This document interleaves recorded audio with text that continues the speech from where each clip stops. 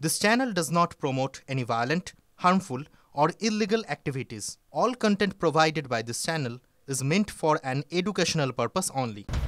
আরো একটা বড় খবরের দিকে নজর রাখছি আমরা। চাকরিহারা শিক্ষাকর্মীদের ভাতায় আপত্তি হাইকোর্টের। কিসের ভিত্তিতে 20 এবং 25,000 টাকা নির্ধারণ? কত সংখ্যক শিক্ষাকর্মী এই টাকা পাবেন? প্রশ্ন বিচারপতি অমৃতা সিনহার। অতীতে কোনো ঘটনায় এরকম আর্থিক সাহায্য দেওয়া হয়েছিল কি? রাজ্যকে প্রশ্ন করেন বিচারপতি। একাধিকবার দেওয়া হয়েছে সওয়াল রাজ্যের তরফ থেকে। যারা টাকা পাবেন প্রতিদানে রাজ্য কি পাবে? ঘরে বসে থাকবেন আর টাকা পাবেন? প্রশ্ন বিচারপতির। সুপ্রিম কোর্টে একের পর এক রিভিউ পিটিশন হবে আর এরা টাকা পাবেন? প্রশ্ন বিচারপতির। সওয়াল শেষে রায়দান স্থগিত রাখলেন বিচারপতি সিনহা। বৃহস্পতিবার পরবর্তী শুনানি।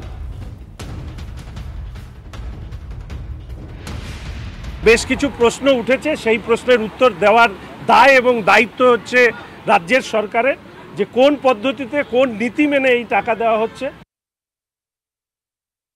ভাতা দেব, চাকরি দেব, নেতাজি স্টেডিয়ামে বলে দিল যে আমাদের A plan, B plan, C plan, D plan, E plan পর্যন্ত আছে। তার বেশি জানি আমাদের অনেক ভাগ্য, ওয়াই জেড যায়নি, ই পর্যন্ত গেছিল। সেই প্ল্যান কোথায় গেল আমাদের জানা নাই। এখন যে যার মতন, কখনো কোর্ট না, কখনো রাস্তা, মানে একটা যাকে বলে বাংলায় সর্বত্র এক অদ্ভুত বিশৃঙ্খলা চলছে।